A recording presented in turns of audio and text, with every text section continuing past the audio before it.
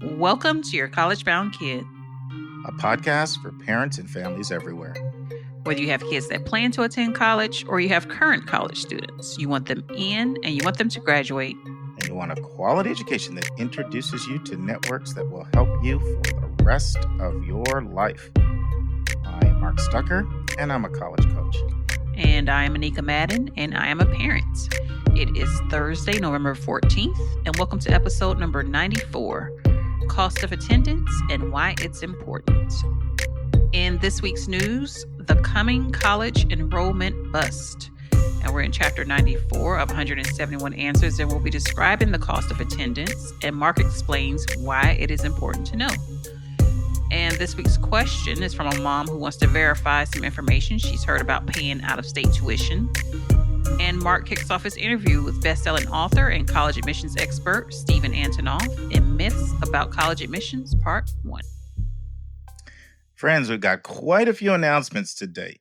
The first one I want to share, our regular listeners will remember back on episodes 55 through 58, we had my lifetime friend and cousin, brother, Dr. David Williams on So You Want to Be a Doc, Nurse, or Physician Assistant. Well, what a lot of you don't know is Dave and I talk after every episode. He gives me candid feedback. And so we're talking about the coalition. And he's like, yeah, in that episode, looks like the coalition's a dud that's going to fade. And I was like, oh no, that's not what I was trying to say there. I don't think I struck the balance. So when I had to do a little bit of a corrective here. So the coalition is actually up 45%. They now have 345,000 applications, about a third of what you get from the Common App. What I was trying to say was that from 2015 really through 18, the coalition was in the honeymoon phase. It could do no wrong. And then all of a sudden people started, like the chinks started to emerge. But I do not think the coalition is going away, although some of my friends, including Peter Van Buskirk, who we had on here, doesn't think it will make it. So I just wanted to issue a little bit of a corrective there. Secondly, any Pandora fans out there? Anika, why don't you share this one? Our new announcement on Pandora. Yeah, well, you told me that we got accepted to be, I guess, featured on Pandora. Like they're being really selective on the podcast that they take in. Yeah, absolutely. So Pandora is jumping in the podcast business, and they're not letting anybody go up there. So we had to apply, and they reviewed our show, and they took like a month, and they got back, and they approved us. So we'll let you know, for you Pandora fans, when we're live on Pandora. Next, this is something I've never shared with you guys, but since we started our podcast, Anika has always had this vision that on our website, we would have a photo gallery of all of our listeners. Remember when we were designing the website, Anika, you were like firm, like, I need my photo gallery. And in all transparency, I saw that on somebody else's podcast. I think it was I can't even remember. I can't call the name of it. But either way, yes, I saw that idea from someone else. So we didn't want to announce it at first. We didn't have any listeners, but now that we got a bunch of, you don't want to put an announcement out there. You don't get any pictures. All three of you, we want you on our website. Yeah. So I'm just saying this, that we would be honored to send any photo of yourself, your student, your family, just send it to questions@yourcollegeboundkid.com, and we'll get our web designer to put it up. We got a nice little photo gallery section there. And at first I was kind of against your idea, but I've kind of come around. I kind of like it now. So I'm kind of excited about that. Yeah, that could be cool. Yeah, just a little fun idea. Oh, we have been telling our financial supporters that we will be doing an overview in January of changing trends in college admission, like a special webinar. And just want to let you know, we haven't forgot about it. Anika and I are discussing some dates. And so we'll get back to you in the month of November with the date.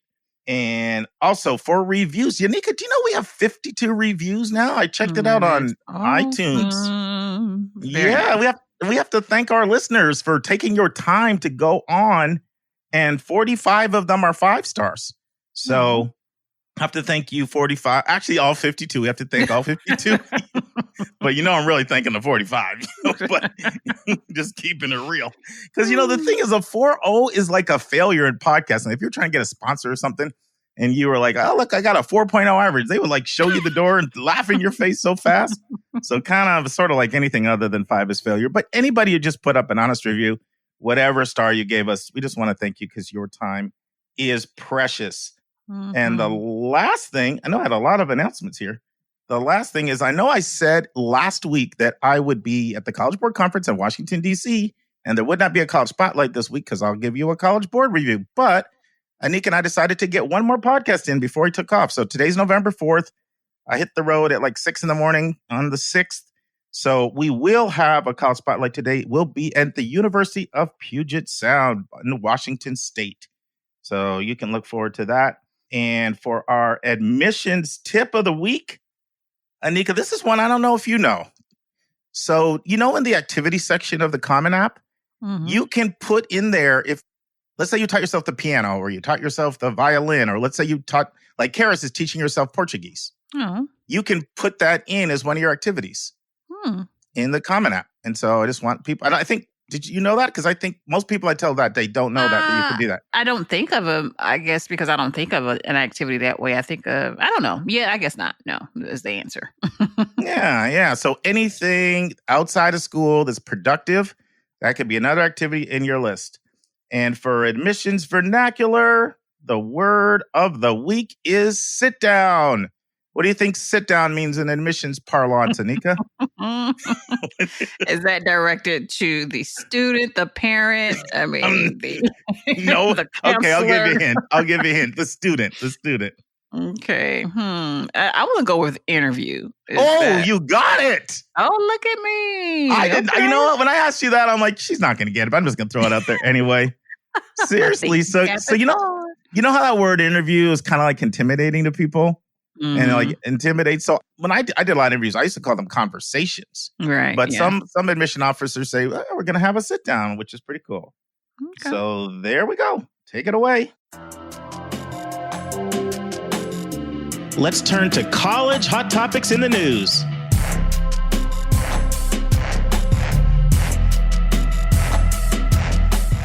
All right, Mark, this week's article is entitled The Coming College Enrollment Bust. It is found in Bloomberg or Bloomberg.com, written by Mr. Justin Fox. And this article here, it lays out a series of projections made by economists who predict shifts in enrollment numbers by the second half of the 2020s. And somehow, Mark, it's not a shocker that the article highlights that those projections, or the projections that the top 50 elite schools will probably have more potential students than they do now versus a 2-year college. They're the ones that are going to be facing these declines in enrollment. So Mr. Fox goes on to write, well, he talks about the leaders of community colleges and regional 4-year schools, how they should, as a result of these findings, start exploring every possible way to make their offerings more relevant and affordable to students. So Mark, is Mr. Fox just trying to scare those people? Is there some legitimacy here? Seems to me like the article was going in like, yeah, these big shifts, but then at the same time, it's like, well, maybe not for some of you. So was that just me or what? No, I actually think you really distilled it down to the essence. Now I'm going to get into the weeds a little bit here. I'm a little bit of a demographic nerd. So there's a little bit of a background here. So basically when the economy gets tough, one of the things that people say is, I can't afford kids. And so, or maybe they were planning on having 4 and they go to 3, or 3 they go to 2, or 2 they go to 1, or 1 they go to 0, right? So back in 2008, which we know, the global financial crisis, which I still actually don't think people realize how serious that was. Like, that was just really, really, really bad, and it's still impacting higher ed in so many different ways. But in 2008, there was a 13% drop in births. And so people project, right? At 18, kids usually go to college around 18 to 2008. That means that group of kids that were born in 2008 will be going to college in 2026. So one of the things that I know, I haven't said this on the podcast, and I think it may surprise people, but a lot of times there's somebody in the college admissions office that's like a real demographer, like a real expert on this stuff, because colleges need to study this. They need to study these trends. They need to know like what's going on with birth rates and changing trends, and are people moving out of our state and moving in, and it has massive ramifications for their recruiting strategy. I was having a conversation with Raymond, who's over all of recruiting at Texas. We were together in Boston this summer, and boy, was he talking in depth about recruiting trends and what's going on, like not just 2, 3, 4, 5 years, but way out in the future and the changes that colleges are going to have to make. So anyway, colleges are aware that these changes are coming in 2026. And their view of it, Anika, is kind of like, if you're in Florida and then you hear like there's like Hurricane 4, and maybe it's like a 5. What's the term used for hurricanes? I just lost. You know how they rate the ratings. Yeah, I know. You know what I'm saying? Goodness, Categories. Yes, yeah, category. My goodness, I just drew a blank. It's a category 3, category 4. So colleges are treating this like a category 5 hurricane. Like they are seriously sweating bullets about what's coming. And so just to give even some more background, some of the sources that are used to track these trends, there's a whole body of data known as WICHE data, which is just an acronym for the Western Interstate Commission of Higher Education. And then when I go to these conferences, these admissions people and sometimes actual professional demographers are there, like professors and things. They're constantly talking about the WICHE projections. It's kind of the holy grail when it comes to knowing what's going on. And then some of the other sources that are really lauded as well, like the American Community Survey. There's another big one. And there are a few others as well. I'll mention another in the future. But recently, there's been one guy whose projections have like venerated him to like chief guru that everybody looks to when it comes to what's going on. And he is a Carleton College economics professor. And his name is Nathan Grawe.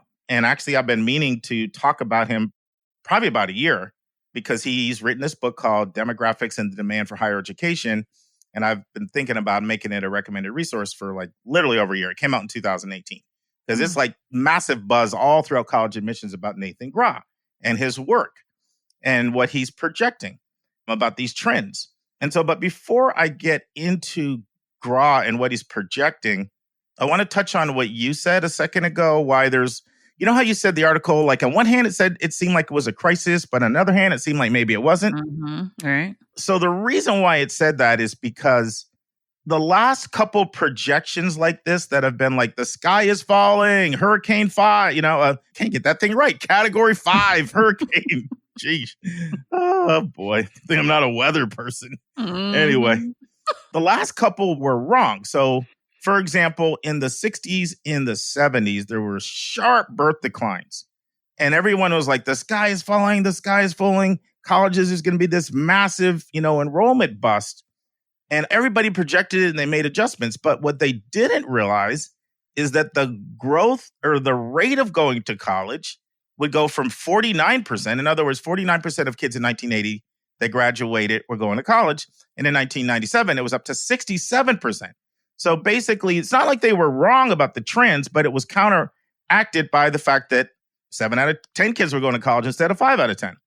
Then you had another similar kind of projection that was really wrong. In the end of the 80s, William Bowen, former president of Princeton and a prolific author, I've got several of his books, he was the one who came out and said, oh my goodness, because of this increased number of kids going to college, there is an amazing opportunity for future faculty, especially in the humanities and social sciences. So he was telling everybody to go into teaching, get a PhD, because we're going to have a shortage of professors. And that ended up being massively wrong because what he didn't foresee at the time was that colleges would react to the shifting growth, increased growth by hiring more adjunct professors, which are basically like part-time professors, right? So then you had all these people with like humanities and social science PhDs, and they were having a hard time getting teaching jobs. So the last 2 times when people were like, waving the neon sign saying, woohoo, look what's going on. Wake up, everybody. So that's led some people to be a little bit skeptical, a little bit leery. So I know it's a lot of background, but people are taking Nathan Grawe's projections as gospel. Now, what he's done is he's come up with his own term. It's called the Higher Education Demand Index. And yeah, he used some of the American Community Century data. He also used this National Center of Educational Statistics longitudinal study, which has been tracking people since 2002. And he combined it into his Higher Demand Index. And what Grawe did, which was different than other people, is he did detailed research on what types of kids go to college. For example, Asian Americans go to college at a much, much, much higher rate than Latino students do, much higher. And people that have parents who graduate from college go to college at a much, much higher rate. And then well-resourced families go to college, or kids of well-resourced family go at a much higher rate than under-resourced family. So he looked at all that with his formula, studied all the data, and he's come up with his projections. And most of them are pretty negative, but they're mixed. So I feel like I've been talking a lot, but before I comment on a couple of his projections, did I say anything that you want to comment on or ask about anything, Anika? No, because I'm anxious to hear about what this means for us, for Okay. families. So, All no, right. keep it rolling. All right. So I'll fly through his projections pretty quickly because I got really, really into the weeds there. And then we can talk about what we call the so what, right? Like what's in it for us. Mhm. What I tell people to do with the essay, get to the so what. So we got to get to the so what. Write your essay, Mark. Exactly. So basically, you kind of hit it, Anika. Like community colleges are in trouble. Non-selective regional publics are in trouble. But it's funny. Already in the back of my mind, I'm thinking about that trend may be counteracted by the fact that the free college movement is really growing for community colleges. So maybe they won't be. But anyway, that's the projection. And then here's the other thing that's interesting in his research is that, you would think like you hear that the areas that are experiencing the most outmigration are the Midwest and the Northeast. So you'd think, well, those would be the places that are going to be hit the hardest.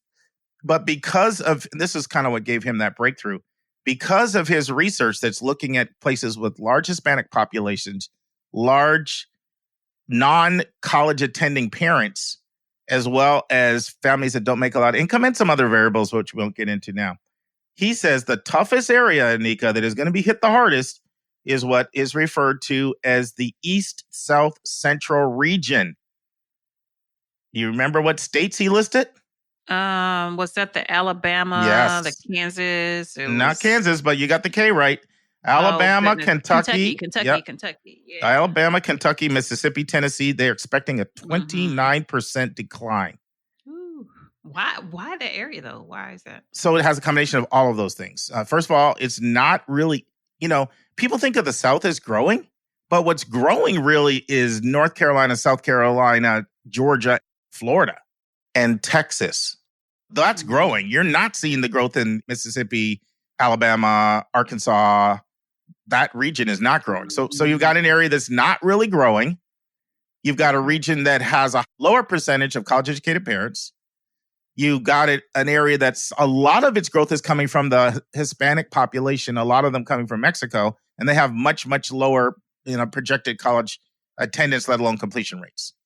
So all of those is kind of a compilation of all those factors combined.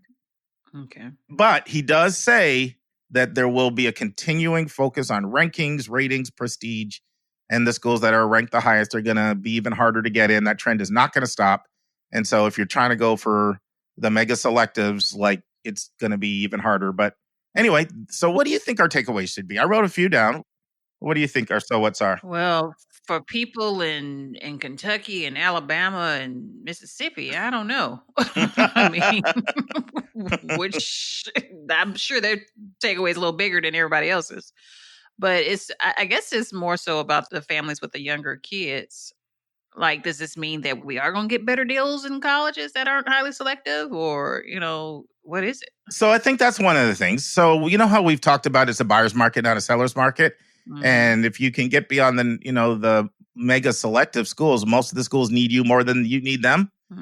And we've talked about this a lot. Like almost 7 out of 10 kids are getting accepted. That trend is going to continue to occur, if these projections are right. So it will be easier to get into college other than for the mega selectives. So that's one trend. Another thing that you can expect is even more aggressive recruitment. Because, I see this with the women's colleges, Anika, because, the women's colleges have it rough. First of all, they can't recruit. Half the population can't go there just by gender.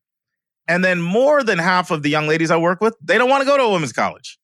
So they're literally fighting for 15% of the student population. Wow. So they do some things that are really smart. Like I was talking with one, I won't mention their name, about recruitment strategies. And they said, Mark, we can't afford to waste one single inquiry. So anytime we get any inquiry at all on our website, we're meeting that person at Starbucks. Because you know what I mean? So like more aggressive recruitment, every inquiry is precious. So we're going to do what we can to nurture you along to hopefully get you to the finish line to an applicant, hopefully admit and maybe enroll. I think you're going to continue to see more of a focus on, what's going to be really interesting is how this is going to play out in terms of the cost of college. I think it could go two ways. Like, it could be more aggressive merit aid being thrown at students in terms of recruitment tactics. But it could also be, if schools are under enrolled, lots more hidden fees and more aggressive tuition hikes, because if you can't pay your bills, you either have to get it by enrolling more students or increasing your cost. And so that's going to be case by case how that plays out. So those are my thoughts. Okay, but Mark, let's back up to the highly selective people. So what about that group that actually wants to go after the highly selective group? What is their takeaway? Are you talking about the colleges or are you talking about the families? No, the families. The families. If these schools are expected to be doing even better than what they're doing, what does that mean for the folks that want to go there? Yeah, so that's a great question. And basically for those, I would say the exact same thing to them that I would say now, which is you need to build a very balanced college list. You need to be realistic and in tune with how viable you are as an applicant. Most of the time when I'm working with students for highly selective schools, they tend to overestimate how competitive they are. And they just don't realize how many, we did this back on episode 56. You remember we broke the stats down, Anika, where we talked about there's 40,000 valedictorians. That means there's 80,000 valedictorians and salutatorians. And that's just this country. You got schools like Emory, 17% are international. Then you got the recruited athletes, the alumni, the people that can build a building. You got the priority admission recruits, underrepresented students of color and first gen. And you've got the faculty kids and the administrator kids who will, of course, get a number of admission spots. And I can't stress enough how many spots go to recruited athletes. 10 to 15% is very common. But depending on the size of the school, 20% and even 30% at some schools. And at a place like the Coast Guard Academy, it's more than 50%. And by the time you take it all away, there's not really that many spots there. And so being in tune with really where you're competitive and where you're not, building a balanced list, not buying into the hype and thinking if you don't go to Designer U, like your life's on a different trajectory. This is kind of the same advice that I'm trying to give every week, really, right? So, build a list of a good, solid, it depends on, you've heard me say this, no perfect number, right? If people want to do a national search and money is important in their search, then I'm usually recommending 7 to 13 schools, no more than 13. If they're not looking at highly selectives and doing local, they may only need 3 or 4 schools, and sometimes even less. So I can't give a perfect number. Each case is different, but build a list so that you love all your list and have a range of schools and selectivity, and then know how to self-assess. You shouldn't get surprised. You shouldn't be in a situation where like, oh my goodness, I can't believe I didn't get in those schools. Like, you should be able to properly know how to assess how competitive you are as an applicant so that, there are always going to be a few surprises, but it shouldn't ever be a shock. Did that make sense? Yeah, it does. And so that's what they're doing. That's what we are asking people to do right now. Correct. And do that times 3, Correct. 10 years from now. Correct. So, Correct. Gotcha. But remember, for most schools, it's going to be even easier. If you look at the fact that there's 3,000 4-year schools out there, in the country, so maybe for 10% of them is going to be harder. But for the other 90%, it's likely to be the same or easier. Now it's time for our step-by-step walkthrough of the college admissions process.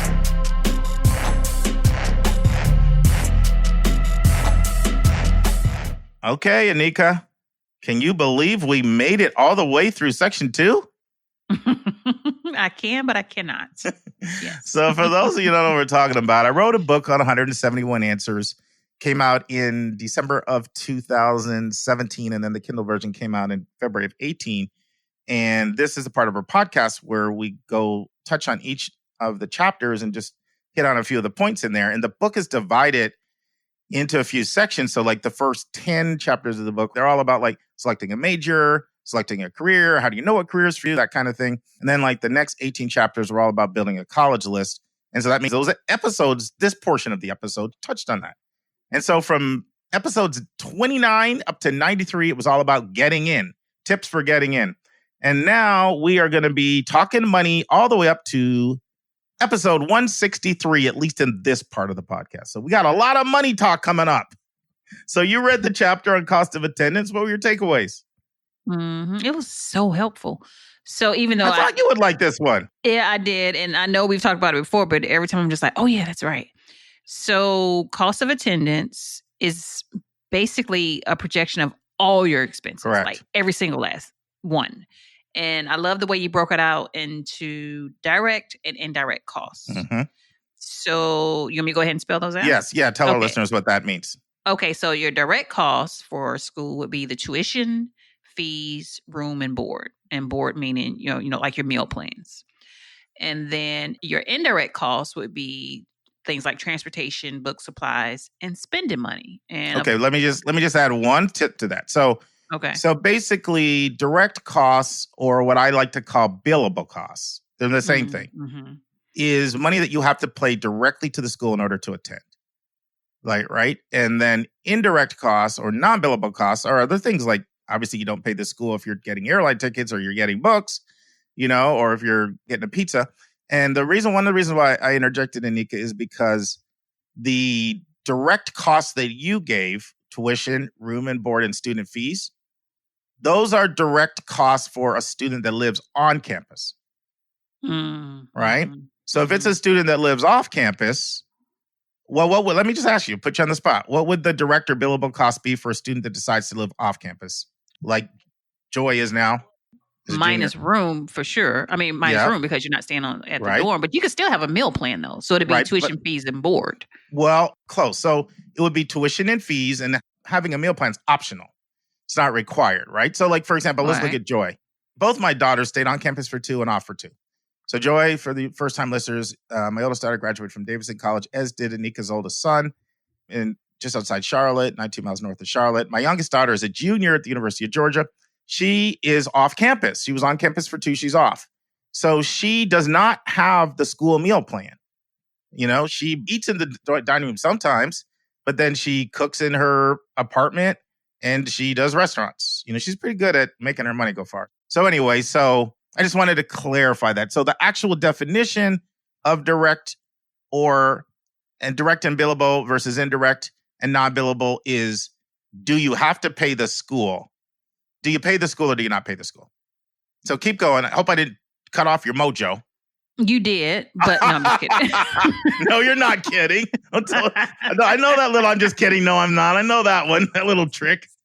Well, okay. Well, just for that, I'm going to dive into my question then. No, but okay, go ahead. You can. You do whatever you want. Yes. So this is what I didn't realize. Or maybe I just forgot. I don't know. So cost of attendance, you can look at on a college's website, right? So they come up with their cost of attendance. But correct. We already said that some of those costs are not associated, you don't pay directly to the school. So how in the world are they able to even project? Because there's so many students coming from so many different places. Like, how in the world are they able to say, okay, the cost of attendance is this when you've got a kid coming locally, you got a kid coming from out of state, you got a kid coming from further out of state. Like, how are they able to average transportation and average what that person does with their spending money? Like, I don't get that. So that's actually a really, really, really, really good question. So let's look at all aspects of cost of attendance.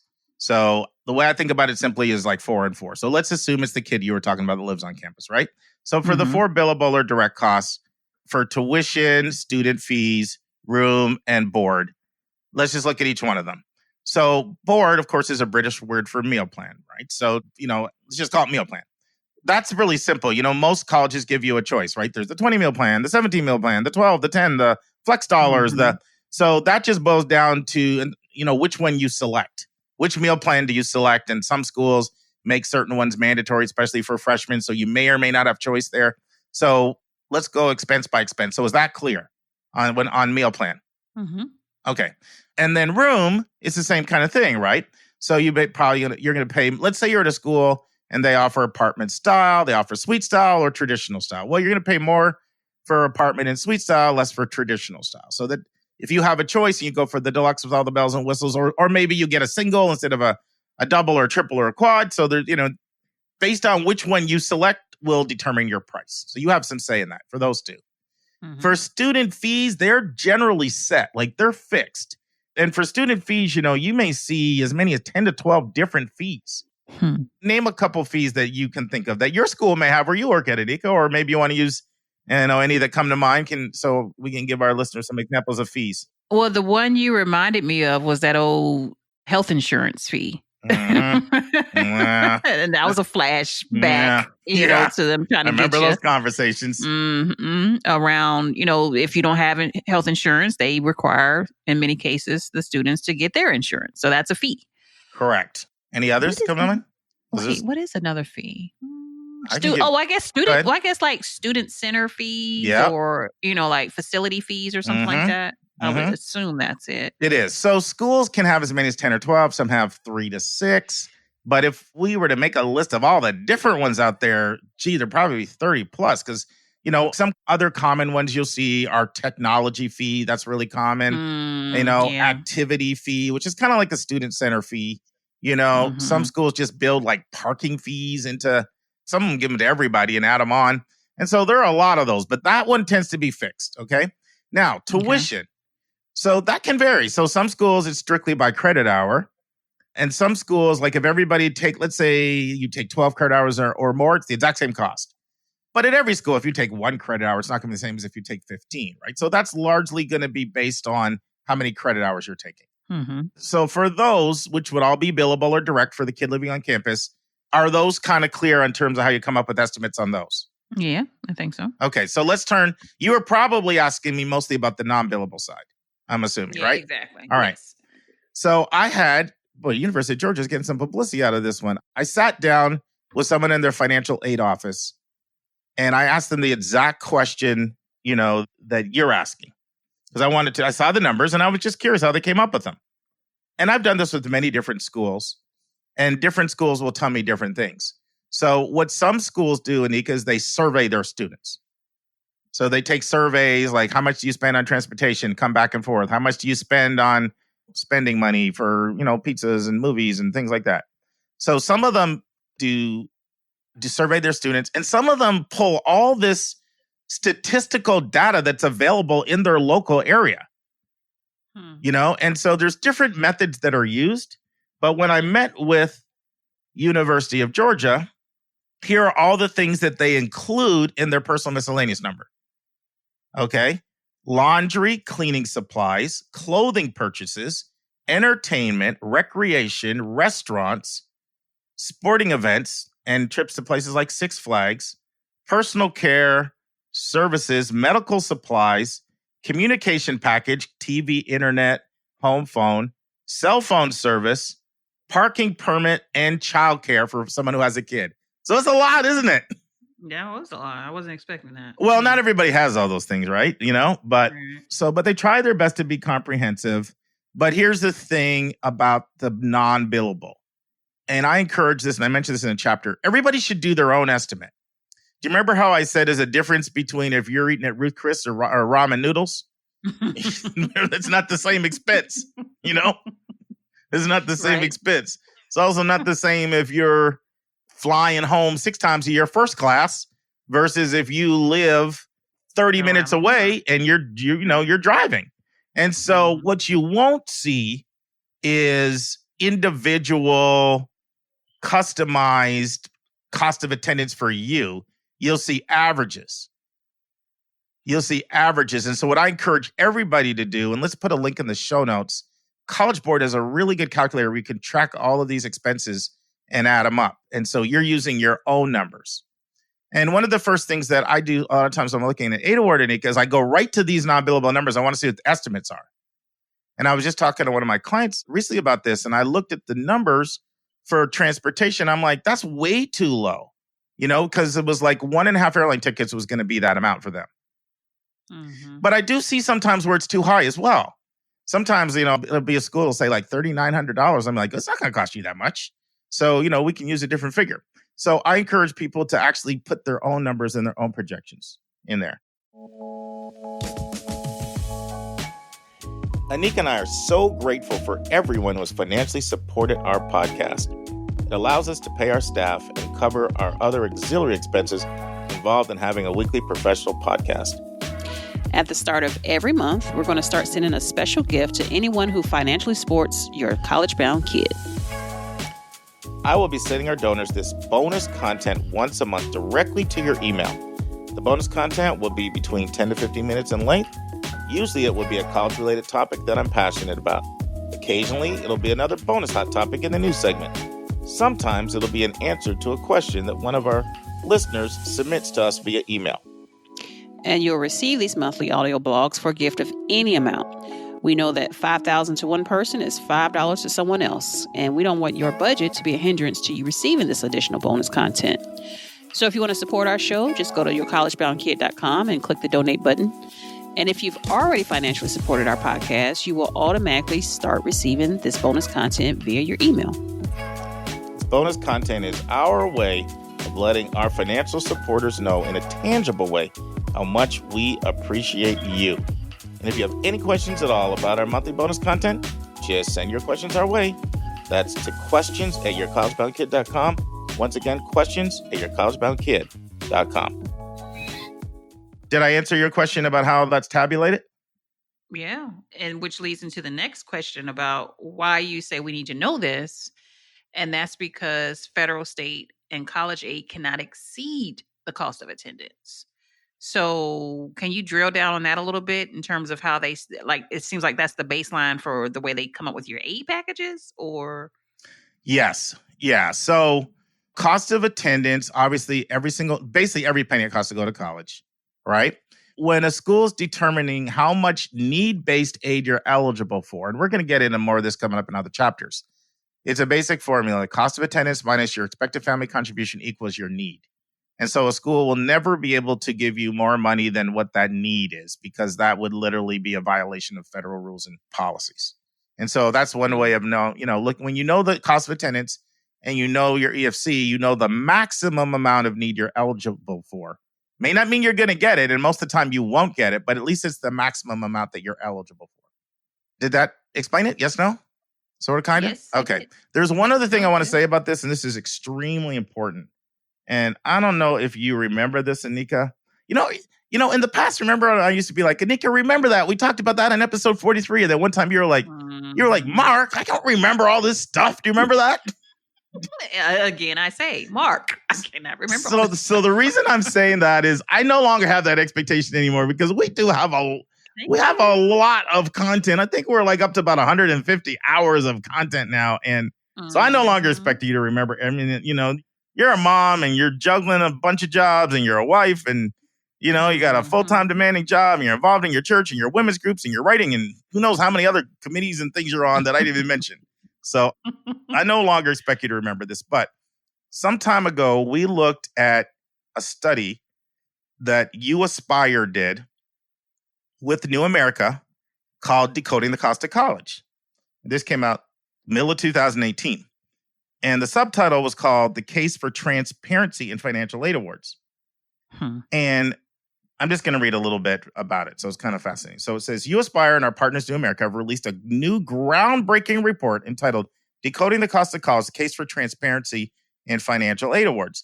The report sheds light on how financial aid award letters keep students and families in the dark and offers solutions to better inform students about the cost of college. And what they did in this study, it was fascinating, Anika. What they did was they studied 11,257 different financial aid awards, which is a breakdown of your cost and any money that you're getting. It's called aid awards. Okay, from 910 different colleges in 47 states. This represented almost 6,000 different students in the study. And then what they found was massive problems in these awards. I'm going to say a little bit more about this because I'm actually putting this for a recommended resource. I'll talk about it a little bit more later. But the one I want to highlight here is one of the 8 big problems that they found was the omission of the actual cost. So what they found was that of the 515 letters that they really did an in-depth analysis on, more than 1/3 of them did not have accurate cost information on them. And the reason why I'm saying this is because I want families to realize that there's some gimmicks that happen around money and cost of attendance. So you hopefully now understand cost of attendance, but you cannot depend on your colleges to send you an accurate cost of attendance. Many of them omit expenses that you're going to occur. Many of them do what I said a second ago. They may underestimate a cost that you're going to have on the billable side. So you really need to do this process yourself. And we'll put a calculator in the show notes that's really good. And if you use this calculator, it will protect you from getting bamboozled and hoodwinked. What are you thinking? I love it. That's what I can't wait. You have a sadistic interest in love. I think that was good news. No, I do. For real this time. What is it that you love? The information is fascinating. Okay. Knowledge is power. It is fascinating to me at some point in time, Mark. Well, yeah. Every now and again. Okay. Because I was like, this is not good news that schools are getting over on people without providing transparency. Because there's been a movement in Congress for a long time to introduce a shopping sheet. And I don't get too in the weeds on this, but in the new Higher Educational Act, which one of these days will be ratified, it's been, I think, 8 or 9 years since we've had the last one. And it's crazy how long it's taking. But pretty much all the proposals are asking for standardized letters.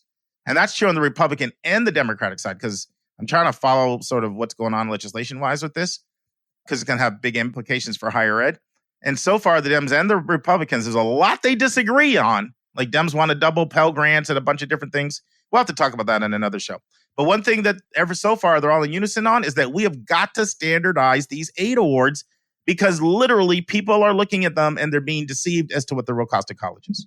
Alrighty. So that's why I'm like, what's there to love? Like, to me, that's not good news. But I think you're looking at it from the standpoint of, I just got some knowledge and some intel and now I'm empowered. So now I get it. Yeah. Now I get it. Yeah. It's all good. All right. Let's move on to our listener.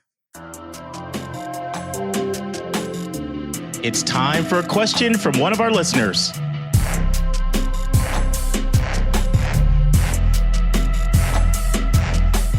All right. This week's question comes from Miss Kisha. She's from Fort Wayne, Indiana. And I'm going to read Kisha's question. Oh, you're singing too. Showing off all your talents tonight. No, it's late. So you sing more at night? Is that what you're trying to say? We need to do some more evening podcasts and we get some solos out of you. All right, Miss Kisha, I'm sorry. We digress. I have heard some parents saying that there is some new rules stating that if you live within a certain miles, or I guess a certain number of miles of a college that is out of state, you do not have to pay the out-of-state tuition charge. Have you heard of this? And if so, where would I find this information? We live in Indiana, and a current student goes to Bowling Green, but does not have to pay the out-of-state tuition. Love the podcast. Thank you, Kisha. And Kisha, I have to tell you, I really, really, really got excited when you asked this question. And the reason why is because I've been wanting to talk about this topic for a long time. And what you're asking about is a term, well, I guess I won't use this anymore in our admissions vernacular anymore because we're explaining it here, but it's called reciprocity agreements. And so you're talking about a reciprocity agreement. And I love reciprocity agreements. Have you heard that term before, Nika? I know of them, but I thought they were called something else. Okay. Well, you seem like you think you know where I'm going with it. I do. Because I remember, I'm sure it was a conversation we had, where it's about like if you're in a neighboring state, there is kind of like these consortium agreements between schools that say, okay, well, if your people come here, we'll let them pay in state and vice versa. You basically broke down what I'm going to say in the next 10 minutes in like 10 seconds. You did. Boom. You broke it down. You did. So there are these reciprocity agreements out there, and they are amazing. And so just to go a little more detail, because that's just in my DNA, and I just can't help myself. So let's talk a little bit about how the reciprocity agreements work. So actually take 3 steps back on this. So most students go to college close to home. In fact, I'm going to throw some stats out here. And this is based on a study by the Higher Educational Research Institute. Take a guess, Anika, what percentage of public 4-year college students go to school within 1 hour of where they live? I'm going to say 60%. That's a great guess. You're a good guesser. You're a great guesser. 56.2. Ooh, okay. That was a really good guess. And 70% go to college within 2 hours of their home. So think about it. If you're a college and you're close to a border, then a lot of people that are in your prime market, knowing those statistics, may be in another state, but they could be a great potential applicant for your school. So, for example, in May, when I was in Minnesota, and I toured a bunch of schools, and I shared that on the podcast. When I went to the University of Minnesota, they talked about their reciprocity agreement with North Dakota, South Dakota, Wisconsin, and Manitoba, Canada. I'm like, Manitoba, Canada? Wow. But then I obviously don't know my geography that well. Then I looked at the map, and it's like, just look right around Minnesota. You'll see to the north, you got Manitoba, then you got North, South Dakota, Wisconsin. Those are all the border states, right? And basically, these are agreements that allow you to go in-state and experience in-state tuition. And so if you were to look in Georgia right now, you'll see a whole bunch of reciprocity agreements. Abraham Baldwin Agricultural College, Albany State, Augusta University, College of Coastal Georgia, Columbus State, Dalton State, Fort Valley State, Georgia Southern, Armstrong Campus, Georgia Southwestern, Middle Georgia, Savannah State, and Georgia State College University, and West Georgia, and Valdosta. All of them have some type of reciprocity agreements, either with Alabama, Florida, North Carolina, South Carolina, and Tennessee, or with some of those states. So this is something that is absolutely worth looking into, whether or not there is a reciprocity agreement for anybody who is listening. And and the reason I wanted to broaden it out is I know the specific question asked about Fort Wayne, but I don't want most of our listeners who are not in Fort Wayne to think, well, this doesn't apply to me. That's why I'm giving some of these other examples. So now let's get into this specific question. So Ohio has multiple reciprocity agreements. They actually have like 6 different ones. So there's like an Indiana, Ohio that's a special agreement. That's like, it's set to renew in 2021. And there's a bunch of schools involved in that Indiana, Ohio one, which is the one that Kisha is referring to, right?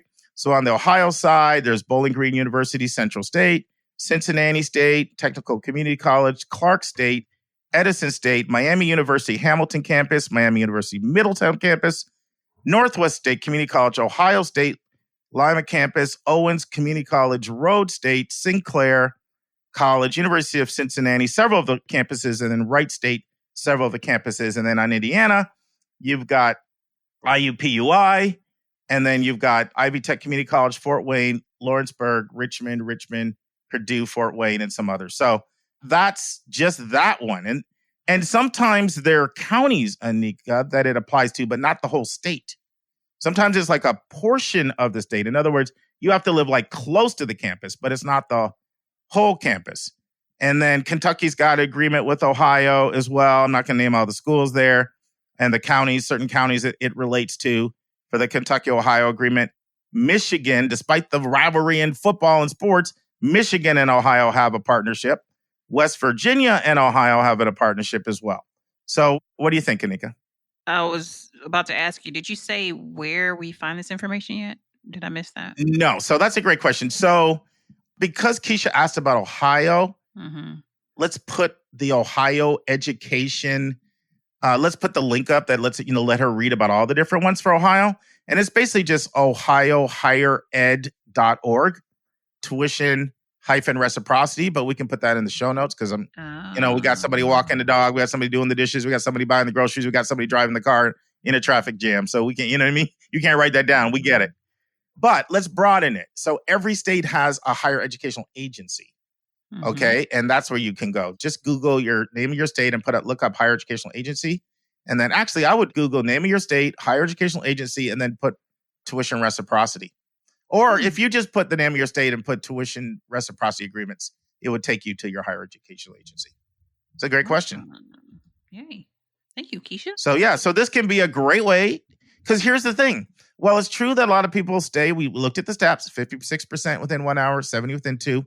There are also people that want to go away, but most of the time, if you go away, there are exceptions, and you want to go to a public school away out of state, most of the time you're going to pay significantly more than you would pay in-state because you're not getting that discount for being an in-state resident.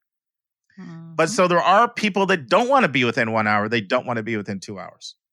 And they still want to go away. There's more, for example, Middle Tennessee State, 250 miles away from Atlanta. They got a special partnership with Georgia. So some people, like, they want to go away. They don't want to just stay right in Georgia, but they like the idea of going to the Nashville area. So it's a good opportunity. And I've really been wanting to talk about reciprocity agreements for about a year and a half on here. So Kisha, you hooked me up. Oh, I'm having fun. Okay, friends, you are in for a treat over the next 3 weeks. One of the real giants in the world of college admissions, Steven Antonoff, will be our special guest. In part 1, he'll talk about his background and how he got into college admissions. He'll describe the 3 books he wrote, and he'll explain why the University of Denver is taking off and becoming such a great university. Steven worked at the University of Denver and lives in Denver, so he's got a lot of experience with that particular university. And then we'll introduce our topic, which is debunking myths about college admissions. And Dr. Antonoff will share the consequences of these myths. Listen and enjoy. And now, this week's interview with a special guest.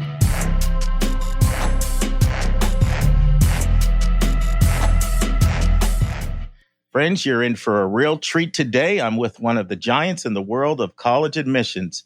Welcome to the Your College Bound Kid podcast, Dr. Antonoff. It's a pleasure to be here, Mark. Can I call you Steven? Is that okay? Yeah, I want to absolutely. respect that doctor, but I'm a little casual. Please go casual. Cool. Well, friends, let me tell you, the first time I talked to Steven, it was about 15 years ago. I was an admission counselor at the Westtown School. He called to share a few details about a student he was referring. And at that time, I regarded his book, College Finder, as one of the real gems in the field. And since then, I've gone on to purchase the updated version multiple times, and I've read his other 2 books, College Match, and I'm currently reading his 3rd book, A Student of Colleges, Fundamentals of Independent Educational Consulting. So I want to test your memory here. Do you remember ever referring someone to Westtown? I do remember, I think, and correct me, but I think that Susan Tree was there at the time. She sure was. And so I do remember, and Westtown is a fine place. And so I always felt fortunate when I had a student that I thought was right for Westtown. Just so out of curiosity, how much boarding school referral work do you do? Not very much. The last few years, I've really concentrated on college. I still visit boarding schools, but primarily through the books and just my expertise, I do mainly college. Well, we're similar there. At one time, I was 50-50, and now I'm about 97% college and 33% boarding. Interesting. Well, I think that certainly for me, my base is in Denver, and I wish that there were more people that were thinking about boarding school other than people that had either a prodigy or a troubled youngster, because there's a great world of boarding schools out there, and there's a great need for different schools for different kids. I totally agree. So let's take a little time, Steven, to let our listeners know about your upbringing, maybe the different jobs you've had, and where your interest in college counseling comes from, as well as what you're doing now. Sure. Happy to share that. I grew up in Denver. My family was and is in commercial real estate, and I was never interested in the wheeling and dealing of real estate. I was lucky enough to get into a great master's program at the University of Denver in student personnel, and I then began a 10-year stint at the University of Denver. At first, I was Dean of Students, and then I moved to Dean of Admissions and Financial Aid, and I, at some point along the way, was the Executive Director of Admissions and Student Affairs. So that admissions work led me to get to know some independent counselors who were visiting the University of Denver to learn about it. And it seemed to me that helping young people with college choice would be a great career. And since I didn't have a teaching license or any kind of certification to do this work in the schools. I began to do it independently and have had a great run over almost 35 years now of counseling young people. And I learn from them every day, and I laugh with them, and it's been a great ride. You mentioned the 3 books. The College Match has been around for over 30 years, I'm happy to say, and College Finder for about 20. The new book, which is really a textbook for professionals, A Student of Colleges, just was published last April.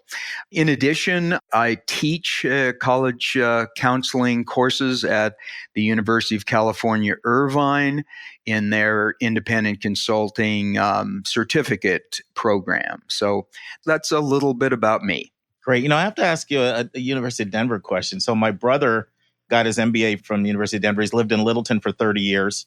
Oh. And, he started telling me maybe 15 years ago, like, watch out for the University of Denver. They're doing some exciting things.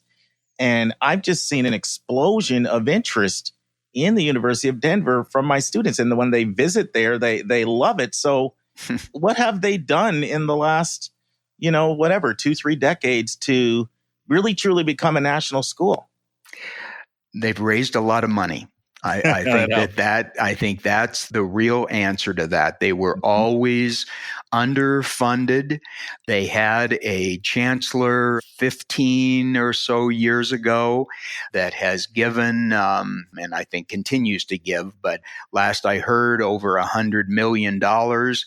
He was also a great fundraiser.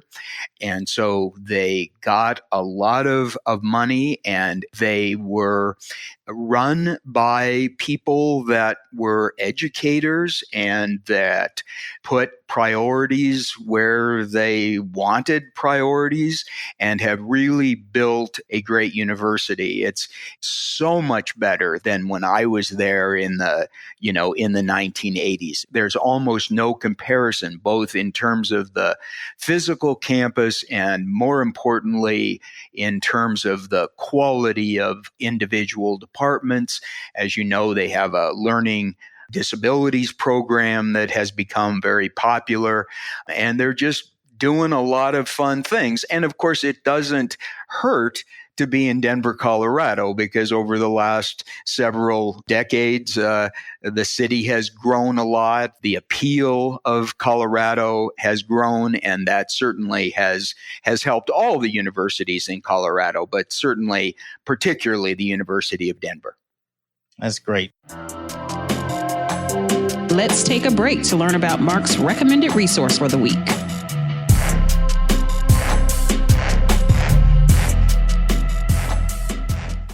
Okay, friends, as I mentioned, the recommended resource is going to be the Decoding the Cost of College, the Case for Transparent Financial Aid Awards, the executive summary. Once again, this is the landmark work done by New America and You Aspire. And while they looked at 11,000 financial aid awards, they did a real deep dive into 515 of them. And what I want to share with you here are sort of their 7 key findings that emerged from their study. Pretty soon, aid awards are going to be coming out for you seniors. And so I want you to be on the lookout so you don't fall prey to these 7 common mistakes or inaccuracies in aid awards. 1, confusing jargon and terminology. Of the 455 colleges that offered an unsubsidized loan, 136 unique terms were used to describe that loan, and 24 of them did not even use the word loan. Omission of the complete cost. Of the 515 letters, more than a third did not have any cost information, which is ridiculous. Failure to differentiate types of aid. 70% of the letters grouped all the aid together and provided no definition to indicate to students how grants and scholarships, loans, and work study were different. Next, misleading packaging of Parent Plus loans. Nearly 15% of the letters included a plus loan as an award, meaning a grant, not a loan, making the aid package look far more generous than it was. Vague definitions and poor placement of work study. 70% provided no explanation of what work study was or how it differed from other types of aid. Inconsistent bottom line calculations. 194 institutions had 23 different ways of calculating the remaining costs, and then no clear next steps. So I'm attaching this to the show notes. Definitely worth you reading. Decoding the Cost of College, the Case for Transparent Financial Aid Awards. Now return to my interview with Dr. Steven Antonoff. Before we transition to our topic of the day, I do want to ask you a question, because I know you've really spent multiple decades, Steven, working on to help increase the respect for the independent college counselor, credentials and training and study. But sometimes still when, I interact with certain schools, the independent counselor is sort of persona non grata. And anything, and of course, certainly the scandal with Singer hasn't helped, and the thing going on in Illinois, those kind of things don't help. Anything else that you think that can be done to sort of increase the respect and the stature of the profession? And I know it's highly reputable with a lot of colleges, but there's a small number that I think they think everybody is one of these exploiters out here. And any thoughts on that? Yeah.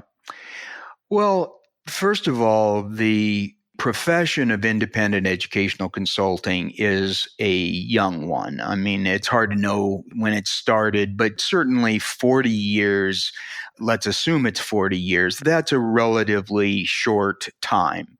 The field began, and there was some initial feeling that people that were doing this work were doing the same work as school counselors.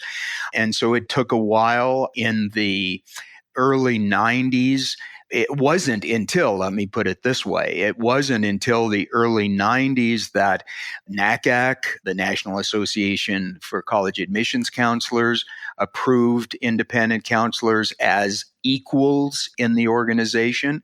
So, and now, we're still growing. We still have growing pains. My book is the first textbook that has been written for professionals. I notice at the professional meetings that there are more and more colleges that are in attendance. Both the Independent Consultants Association and the Higher Ed Association have programs with colleges. Increasingly, both selective and non-selective colleges are interested in talking to people who are doing this work. You mentioned certification. We started that about 15 years ago. And for someone to be a certified educational planner, they have to pass an examination, and they then have to keep up with their visits. They have to visit 75 colleges every 5 years. They have to have 75 continuing education hours every 5 years. So we're making progress. Clearly, the Varsity Blues set us back. This fellow was a criminal. He was not affiliated with any of the associations, and the associations have clear guidelines, clear approaches to ethics. And my book, the last thing I'll say is my book is called A Student of Colleges, and I really think that anyone who is in the field needs to keep going. I spend 2 or 3 months a year, even after all these years, visiting colleges, revisiting colleges, talking to students, talking to faculty, learning about them. And so I feel like while we have, again, a ways to go, I feel like the reason independent consultants have been effective is because families are coming back with second and third kids, and importantly, they're telling their friends. And I don't think that would be happening if we weren't doing a decent job for our kids. Well said. Well said. Well, I could talk to you all day, but let's transition to our topic of the day. And so one of the things, of course, it's on your website. It's in some of your books. You've spoken out very vociferously about some of the common myths and fallacies that are just prevalent out there in the ether when it comes to college admissions, and one in particular that you've spoken on that just resonates with me. And it's kind of this idea that there are really only 20 to 30, first rate colleges out there. It's kind of this mindset that sort of goes like this. Well, you got the Ivy Leagues, and then maybe we'll throw an MIT, Duke, Stanford, maybe a Caltech, Northwestern Chicago, maybe Cal Berkeley, Vanderbilt, possibly a couple of the little Ivies, maybe Amherst, Williams, Swarthmore, maybe a Pomona, maybe throw in a women's college like a Wellesley. And then pretty much after that, everything else is, it's like getting a consolation prize. Like, hopefully your life will be okay, but you're never really going to achieve true greatness. And so what's the origin of this myth that there are only a couple dozen first-rate colleges? If only I knew. My guess is that it probably started with the creation of the Ivy League. As you know, Mark, the Ivy League is an athletic conference, and it started to enable, and of course, all of the schools in the Ivy League are fine places, but it was created as a football league. And so there was no chance that any school that was too far from the center of the 8 campuses that were included in the Ivy League. There was no way that those schools such as Duke or such as Stanford or some of the ones that you just mentioned could have been in. Also, it couldn't have included smaller schools because they didn't have the numbers to play football. So I think it started there. And as you said, it grew then a little bit to the little Ivies and some of the other institutions that you have mentioned. But I think the origin was there. And remember that in the 20s and 30s, the students that were graduating from elite boarding schools, they almost always went to this, small group of schools. So it started there. And unfortunately, there are still people that feel that there's just a handful of good colleges, and by default, the rest aren't good. Well, what do you feel are some of the consequences of that mindset, either on students or parents or schools, or, just in general? What are the effect of that narrow-minded thinking? Well, there's just a lot of negative effects. It causes stress. Remember that today, less than 1% of students who are planning for college will be invited into one of the Ivy League colleges. So to take that as a goal, to take that you need to get into one of those schools, is fraught with stress. It causes unnecessary tears. It causes, I think, students and parents to do college planning in a straitjacket because they're not expanding their knowledge of schools. So the effects of this are devastating, are hurtful to the people that we are serving, which is our students who are looking to advisors to help them find places where they're going to be successful and happy.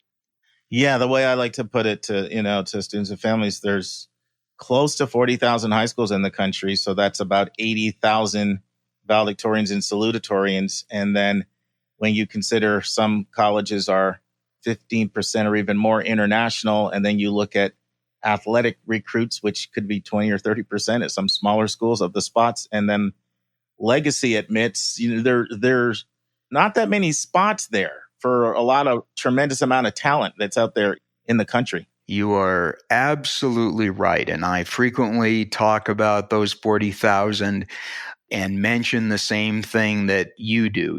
When you hear that Harvard, for example, is admitting a class of, let's say, 2,000 students, as soon as you start eliminating some of the special, and now many students are in these categories. But for a great bulk of students, once you eliminate the 15% of athletes and the 10% of legacies and the 10% of development or big donors, and once you eliminate the 10% of faculty, sons and daughters and administrative kids and so forth, you're not talking about 100% of the pool.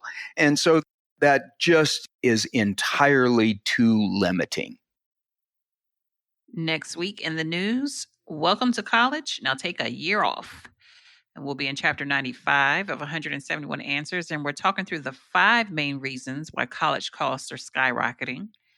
And next week, it'll be time again for our bonus content. And Mark is going to be discussing how colleges recruit you through student search. And Mark continues his interview with Mr. Steven Antonoff and Myths About College Admissions, Part 2. Okay, friends, our college spotlight of the day is the University of Puget Sound. I had an excellent meeting with representative from University of Puget Sound about 2.5 months ago, and she offered to fly me to the university on her dime to check it out. And I said yes to that one, Anika. So I'll be looking forward to my trip out there. I've driven around the campus, but I've never fully toured in and done the whole stuff you do when you go out there. Okay, Mark, before you go into this, are you saying Puget Sound? Can you spell this for us? Puget. Puget, Puget, Sound. Okay, I just needed to clarify that. Oh, by the way, you know what everybody calls it for short? Take a guess. Oh, God. No, it's one of those, when I say it, it's like, oh, of course. Think about it. University of Puget Sound. I'll give you a hint. Initials. PS? University. Of PS? University. I'll give you a hint. Okay. University of PS. Okay. Oh, it's past the witching hour for Anika. UPS. Oh, God. Okay, sorry. Moving on. That's all right. So we'll just call it UPS because I can tell that Puget is going to trip you up every time. Yeah, clearly. We'll just stick with UPS. So UPS is located in Tacoma, Washington, which is a really, really, really, really exciting location. First of all, it's a city of 200,000 people, so it's not small. But it's also 35 miles from Seattle. So if you want that, you've got Seattle there. And if you want Vancouver, that's only 3 hours away. And what's amazing about this college is, one of the things that's amazing is sort of all of the things you have. Well, it's extremely outdoorsy type of culture there. Okay. And it specializes in a lot of outdoorsy type things. But look where you are. You've got skiing close by. You've got beaches close by. And have you ever seen Mount Rainier, Anika? I don't know. Have you been to Seattle before? I have not. I want to go back. Yeah. Mount Rainier is gorgeous. So you've got mountains. So you've got the skiing. You've got the beaches, and you've got all of that right there, as well as city life and then outdoorsy. So the mission of the school is to develop its students' capacities for critical analysis, aesthetic appreciation, sound judgment, apt expression that will sustain a lifetime of intellectual curiosity, active inquiry, and reasoned independence. And so I think that that's what they do well. Because they're known for producing critical thinkers and obviously that aesthetic appreciation. So, I just think that's really good. And anybody I know that has gone there, they've gone there for those things and they've come out. It used to be a school that we would send a decent number of kids to when I was a college counselor at boarding school, especially for people that love the outdoors, love that part of the country. And they have a really, really, really good environmental studies program. And so, I'm working with a student now, Nika, that doesn't live too far away from where you are in North Carolina. And when she started telling me about all the things she was interested in, I'm like, you got to check out UPS. So she's applying. So some more things about UPS, just to fill in some of the blurbs here. It is a gorgeous campus. Now, I've just driven by it. I haven't done the full-blown tour, but I actually went on and did, in preparation for this, I did the virtual tour. And that thing was pretty. If you're somebody who likes green spaces and towering evergreens, and then the flowers and the plants and all, it's got that kind of beauty. And then it also kind of has some distinct architectural type of beauty as well. So it became a university 60 years ago, 60% female, 40% male, 2,400 undergrads, 300 grad students. Now, this is a school that you can't judge by its acceptance rate and its selectivity. So the acceptance rate's 88%, but it's got a kind of a self-selective type of applicant pool. It's people that are looking for what they offer. They are able to serve a range of students. If you look at from a testing standpoint, 37% of their students would be getting over a 30 on an ACT, but 15% have between an 18 and a 23 on an ACT. Okay, so 19% or 1 in 5 have over 700 on an SAT, but then 7% are in the 400s. So they're able to serve a range of kids. One more example, 34% of their kids in NICA, or 1 in 3, have a 3.75 or higher GPA, but 7% have a GPA in the 2s, under 3. So they're able to serve a range of students. Very discussion-based classes, small classes known for very approachable professors that really get to know their students. They used to be more of a regional school, more really known in the West Pacific West, but that's definitely expanding. They're definitely becoming a lot more of a national school now. Still not very racially diverse. 1% Black, 9% Latinx, 6% Asian, 9% multiracial, 80% Caucasian, and only 1% international. It's a liberal culture. If you're looking for more of a liberal political view, it's going to be much more of a liberal thinking community than it would be sort of a conservative thinking when it comes to sort of politics and views. Once again, I said before, very, very outdoorsy. So known for weekend trips to hiking, skiing, kayaking, going to the Olympic Peninsula or over to Eastern Washington. Those are kind of things that kids like to do. Amazing study abroad program. One thing they're also known for is their Asian studies program. So guess how long their study abroad trip is to Asia, Nika? I'm just going to say a year. Good guess. 9 months. And it's a really popular trip that goes to, all, not just Japan, it goes to all these different Asian countries. And so they've got an amazing Asian studies program. A lot of times people will go to UPS for their Asian studies program. As I mentioned before, they'll also go for their environmental studies program. Another really, really strong program. Another really strong program is their international political economics program, and then their kinesiology and their biology. So that's UPS. Any questions, thoughts? It's going to use a little training in the diversity area. But I knew you were going to comment on that. I knew when I said that. Anika was thinking the school was great until I got to that. I know you. I know how you think. Yeah, you do. Yeah, you do. But outside of that, sounds great. No, I mean, I think that people that really, I was talking to a new student I'm just starting to work with, and I said, what's your top thing? And she said, I want to know my professors. I want access to my professors. It's going to be really, really good for that kind of thing. And then and if you want beauty, nature beauty, and really class discussion oriented, like it is a place where you can kind of bring your voice, And so I think that sometimes this myth emerges that all the great schools are in certain regions of the country. And I think one of the regions that gets overlooked, and probably even by me on this podcast, I think this is the first time that we've actually been to the Pacific Northwest, but there's some other great schools, and I'm going to be featuring them because other schools that I've met with this year that I haven't shared on this podcast include Lewis and Clark, Reed, Whitman, Willamette. And so, I'm going to be coming back to those and doing some college spotlights on them sometime in the next 12 months as well. They all together form a group known as the Northwest 5. It's like a consortium of 5 premier liberal arts colleges in Oregon and Washington. And actually, when I go out there, it's not just to go to UPS. Like all 5 schools are like paying for me to come out, and I'm going to rotate around and do all five visits on the trip. Nice. And I get to see Mount Rainier again, which I love that place. As long as it doesn't rain. Seattle rains a lot. That's the only thing I don't like about it. Yeah, I hear. Still want to go though. No, it's very, very, very pretty. What you got going on this week, Anika? Work. You always say the same thing. That's what I always got going on. Well, Are I'm you flying going out. I was about to say, you about to go off somewhere. Where are you going?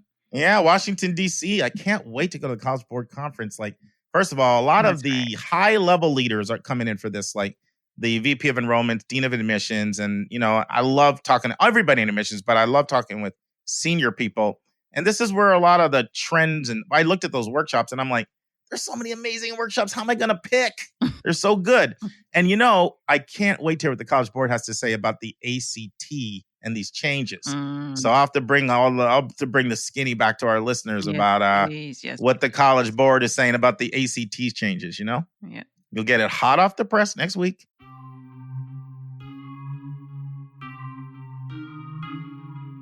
And that's our show. A big thank you to you, our listeners, for tuning in this week. And if you found this podcast helpful, it would help us tremendously if you would subscribe and write us a review on your favorite podcast listening station. And please be sure to click the share button and send this to someone you know that could really use this information.